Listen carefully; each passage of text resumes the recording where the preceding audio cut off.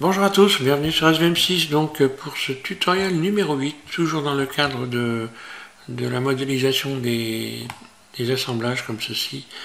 Donc par Tonneau et Mortaise, et puis donc là en queue d'aronde. Donc ce que je vous propose avec ce tuto, c'est de voir comment j'ai pu réaliser des queues d'aronde sur un cube. Alors ce n'est pas encore imprimable, puisque là jusqu'à maintenant je suis reparti sur les imprimables. Celui-là n'est pas encore imprimable parce que j'ai pas encore trouvé la solution pour qu'il soit imprimable. Donc je vais quand même expliquer comment j'ai fait ça. Et donc là, il y a une petite astuce quand même. Je vais vous laisser un petit peu réfléchir à comment c'est possible de faire ça. Parce qu'a priori, ce serait plutôt un casse-tête chinois qu'autre chose. Et en attendant, on va revenir, je vais vous parler de l'offset, l'addon Offset Edge. Donc que Pascal Garot m'avait proposé d'installer. Donc suite à ces problèmes d'impression avec les dimensions, il utilise donc Pascal Offset Edge. Alors Pascal, moi je l'ai installé, ok, et donc j'ai eu donc récemment un message de Didier donc qui précise qu'on a déjà cet addon qui est déjà installé dans Blender. Alors effectivement, il est déjà installé dans Blender. Alors moi, je l'avais déjà installé. Hein. Voilà, on le retrouve ici, donc c'est Mesh Tool. Et il est déjà donc préinstallé, il suffit d'aller ici. Hein. Alors par contre en termes de précision pour l'impression, je ne sais pas ce que ça donne, donc Pascal tu vas probablement regarder cette vidéo. Voilà, donc tu l'as ici, il suffit de cocher Mesh, Edit Mesh Tool, et voilà, donc de taper Mesh ici, hein, tout simplement, là, tape Mesh, et puis voilà, donc il va apparaître, hein, voilà, Mesh. Et donc Mesh, Edit, Mesh Tool. Ok, il suffit de cocher pour l'avoir ensuite là. Alors il est plus intéressant que Offset Edge. Il y a plus de possibilités ici, donc je vais travailler dessus également parce qu'il est l'air nettement plus intéressant. Donc voilà, donc, je ne vais pas le désinstaller pour l'instant, mais bon, tu me diras si en termes d'efficacité côté dimension, si c'est la même chose. Je suppose que oui, hein, normalement oui. Voilà, ça c'était à dire. Autrement, donc je vais vous faire voir pour ceux qui suivent un petit peu la chaîne, le travail de Pascal, donc Garot, qui a imprimé des assemblages en queue d'aronde. Alors donc il a fait une nouvelle impression, et je vais vous faire voir ça parce que c'est vraiment intéressant. Voilà, donc Pascal, merci hein, pour tes impressions. Parce que là, évidemment, j'imagine que ça doit coûter quand même assez cher. D'ailleurs, à ce sujet-là, je vais tâcher de faire des objets qui soient creux, si possible, pour pouvoir les imprimer, que ça coûte moins cher. J'ai été surpris par le prix du fil, ça s'est pas donné quand même. Enfin bon. Donc là, on a eu la chance que Pascal manque de fil, en quelque sorte, ce qui va donner ici à l'impression, on voit parfaitement ce que ça donne, l'assemblage donc en queue d'aronde. Donc il y a plusieurs images, hein, voilà, donc ok. Là on voit vraiment que c'est sympa quoi, hein, c'est propre. Hein. Voilà l'assemblage. Voilà, donc pour ceux qui ont des imprimantes, hein, a priori, ce que j'ai proposé comme tuto, ça fonctionne bien, il n'y a pas de problème là-dessus. Voilà, donc maintenant je vais repartir sur une autre fenêtre, alors merci encore Pascal. Hein. Je vais repartir sur une autre fenêtre et puis on va voir comment on peut faire des queues d'aronde sur un cube. Donc en ce qui concerne l'astuce, voilà, l'astuce est assez simple finalement. Hein. C'est ça l'astuce, voilà. En fait, c'est un système de glissière hein, des deux côtés, une partie mâle et une partie femelle.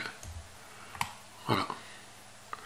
Donc je vais repartir sur une fenêtre neutre et puis on va faire cet assemblage là. Donc je repars sur la version 2.82, ok, de Blender, et puis je vais rajouter un cube, donc je repars sur un cube, hein. Voilà, très simple. Ce cube, je vais faire en sorte que son origine se situe en plein sur cette face-là. Je sélectionne cette face-là, puis je vais aller chercher ici Origin to Selected. Donc l'origine, je clique dessus, voilà, un clic gauche, et maintenant l'origine de mon cube se situe à ce niveau-là. Alors autrement, moi je l'ai mis dans mes addons. Après, origine to selected, on va le retrouver Je sais même plus où d'ailleurs, peut-être dans face.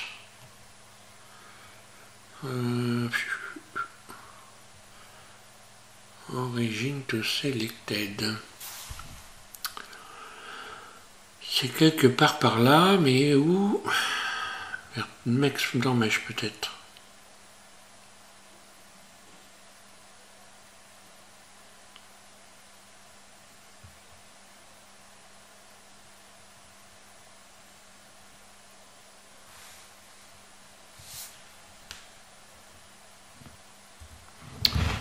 Oui, il faut avoir installé le menu dynamique ici.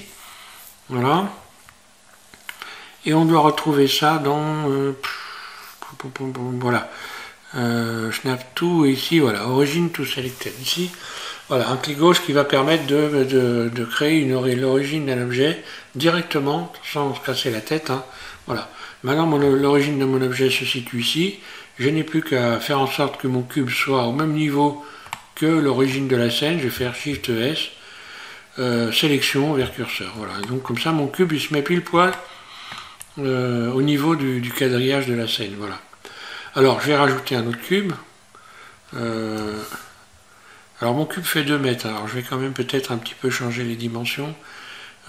Pour changer les dimensions, voilà, je vais ici, je clique sur cette icône. Je vais ensuite ouvrir ici, cliquer sur unité. Et là, je vais mettre ça en centimètres, pas en millimètres pour le moment. Voilà, donc il suffit de taper 0,1 pour mettre en centimètres. Ici, donc unité. Hein. Donc ça, c'est la valeur d'une unité. C'est donc, ça va faire donc des carreaux qui font 1 centimètre, l'unité globale dans Blender. Et là, je vais mettre centimètres. Voilà. Donc maintenant, quand je me mets en vue de dessus, ici, chaque carreau ici fait 1 centimètre. Et donc là, les tout petits carreaux font 1 millimètre. Ça peut servir éventuellement pour utiliser ici le système d'aimant et puis modifier les dimensions des objets très simplement. Alors bon, là j'ai un cube qui fait 20 cm, je vais le réduire à 5 cm ici. Hein. Voilà, 5 cm et 5 cm, voilà. Là, donc j'ai un cube de 5 cm par 5 cm par 5 cm. Je vais en rajouter un nouveau. Et cette fois-ci, je vais créer l'emporte-pièce. Donc je fais celui-là, je vais déjà lui appliquer une rotation sur Z. Hein. Donc RZ 45 degrés. Voilà. Je le mets comme ça en vue de dessus. Je le mets donc voilà, comme ça. Je rajoute un nouveau cube en mode objet donc. Voilà, un cube. Ce cube-là, je vais carrément ici mettre sur l'axe Y 0,5 cm, sur l'axe Z 0,5. Voilà, je fais une sorte de baguette en sorte. Hein. D'ailleurs, j'aurais pu même mettre un peu moins. 0,3 et 0,3 ici, pareil.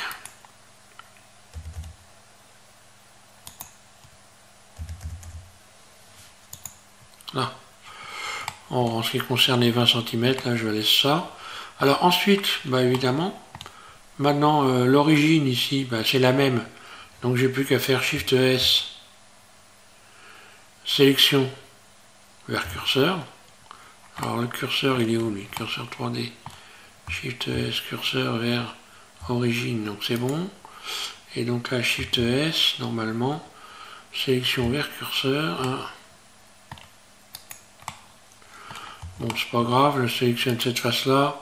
Je détermine une nouvelle fois que l'axe de rotation ici, donc en allant chercher Origin to Selected, voilà. Je reviens ici et je vais positionner, voilà. Et là, je suis pile poil au même niveau que la scène. Hein. Donc voilà, en mode Edit, je vais juste sélectionner mon objet, l'emmener en mode Edit, puis cette face-là, je vais l'agrandir en faisant Extrude, là, voilà. Donc là, voilà ce que j'ai. Hein. Ensuite, vue de dessous, ici, je sélectionne la face en dessous. Je vais augmenter sa dimension sur l'axe Y, donc je vais faire SY. Voilà, pour lui donner un peu une forme comme ça. Voilà. Ok, donc j'ai la première partie de mon emporte-pièce. Et je vais donc dupliquer ça. Hein. Alors pour le dupliquer, c'est simple. Je vais faire Shift D, puis un clic roulette, et je bouge, comme ceci. Donc comme ça, il reste dans l'axe Y. Voilà, je vais juste maintenant le positionner, par exemple comme ça, pour les écarts. Hein. Un clic gauche, et tout de suite derrière, Shift R. Voilà, un clic gauche. Shift R, R, R, R. Voilà, comme ça je fais tout d'un seul coup. Là, j'ai plus qu'à tout sélectionner. Hein. Alors donc, je suis en mode objet, donc je vais en faire un seul objet en faisant... Alors je fais ça au plus simple. Hein. Je vais faire donc CTRL J pour les joindre. Donc maintenant, je me retrouve avec un objet. Je me mets en vue dessus. Je n'ai plus qu'à... D'ailleurs, j'aurais pu faire... Bon, c'est pas grave. Je vais le dupliquer, mode Edit, voilà. Ou alors en mode Edit, j'en sélectionne que 3 là. CTRL L, Shift D, G, Y, et je peux bien positionner là. Voilà. Donc je ferai ça prochainement avec plus de précision, mais pour l'instant ça va très bien. C'est juste pour faire un essai, pour s'amuser à découper les pièces. Alors j'ai fait ça, ok. Alors, maintenant ça va être très simple. Hein. Je n'ai plus qu'à sélectionner mon cube en appuyant sur Shift. Donc là j'ai la pièce qui va découper l'objet qui découpe, puis Shift, un clic droit, l'objet qui va être découpé, donc voilà ce que ça donne, et je n'ai plus qu'à aller ici, donc rechercher, dans éditer, voilà, Bool Tool, là, Bool Tool, et différence, et voilà. Donc ma découpe, elle est nickel, il n'y a pas de problème. Il faut juste bien penser à faire ressortir l'objet qui découpe de l'objet qui va être découpé, sinon ça crée des problèmes. Alors, maintenant pour créer la partie femelle, ça va pas être très difficile. Hein. Je fais Shift D. Alors attention à ne pas bouger surtout. Shift D, je duplique. Un clic gauche. Donc là j'ai deux pièces. Donc ma nouvelle pièce, je vais lui appliquer une rotation sur l'axe Y, R, Y, 180 degrés. Là. Donc j'ai la même pièce, tous les éléments sont inversés. Donc maintenant je clique sur la barre slash de mon pavé numérique. Donc ça c'est ma nouvelle pièce. Je clique sur Tab pour l'emmener en mode Edit, puis je me mets en vue 1 par exemple. Mode transparent, Alt Z. Mode vertice ici, je sélectionne B, tous les éléments ici. Donc là c'est bien, ils sont sélectionnés. Et je vais juste les inverser en allant chercher l'outil de transformation ici. Et là, attention, un clic gauche sans bouger la souris. Voilà, j'ai cliqué sur le carré bleu et je vais inverser ce que j'ai sélectionné sur l'axe Z. Alors à la place de 1 ici, je mets moins 1. Et voilà, un clic gauche, je viens de créer donc la partie femelle. Je vais rappeler la barre, je rappuie sur la barre slash de mon pavé numérique, puis je sélectionne tout mon cube en mode objet, voilà, hein. Et je vais faire G, Z, et tout doucement, je viens mettre ça en place. Voilà. Là encore une fois, on peut zoomer hein, pour venir donc placer au mieux GZ. Voilà. Donc le problème pour l'impression, c'est que les pièces sont les mêmes et que évidemment, c'est pas facile de trouver la bonne solution. Hein. Je cherche, je vais trouver. Là encore, certainement, ça sera une histoire d'emporte-pièce, mais pour ceux qui essayent, vous allez voir que c'est pas si facile que ça de trouver la moyen de créer le bon emporte-pièce ou la bonne façon de faire. Alors s'il y en a qui trouvent, hein, voilà, ça peut être un bon challenge pour Alors maintenant, si je fais un contrôle d'impression, voilà ce que ça donne. Hein. Voilà, je clique ici. Je vais ouvrir ma fenêtre, voilà. Et je vais tout vérifier. Tout vérifier. Et voilà, le seul problème qu'il y a, c'est ça. Tinface ici. Voilà, et pareil, là, je vais faire tout vérifier. Et voilà, et là, j'ai un problème donc de face à intersection, qui est dû, à mon avis, je pense, je crois que j'ai trouvé le problème, là. Ce que j'ai pas compris, c'est les tinfaces, et c'est parce que si je me mets ici, et que je sélectionne les tinfaces, voilà. Donc les faces qui sont petites, en réalité elles sont pas petites du tout, hein, voilà, parce que voilà ce que ça donne. Donc là, j'ai un peu de mal à comprendre pourquoi je me retrouve avec 9 tinfaces. Par contre, en ce qui concerne le problème d'intersection, je pense que c'est dû à l'autre côté de la pièce, ici. Voilà, ici je pense que c'est dû à cette face-là.